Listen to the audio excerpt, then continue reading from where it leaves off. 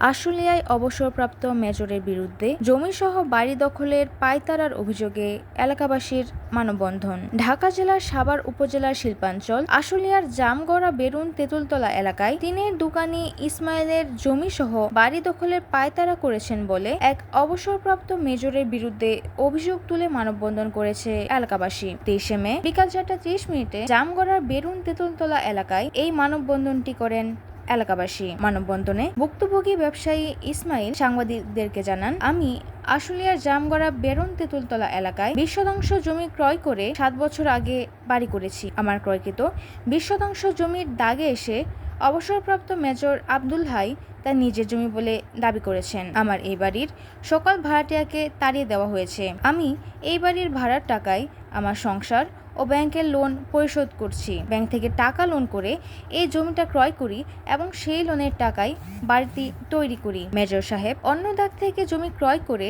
আমার বাড়ি ও জমি দখলের পায়তারা করছেন। আমি প্রশাসনের দৃষ্টি আকর্ষণ করছি, তিনি আমাকে এবং আমার পরিবারের সদস্যদের বিরুদ্ধে মিথ্যা মামলা দিয়ে হয়রানি করার চেষ্টা করছেন।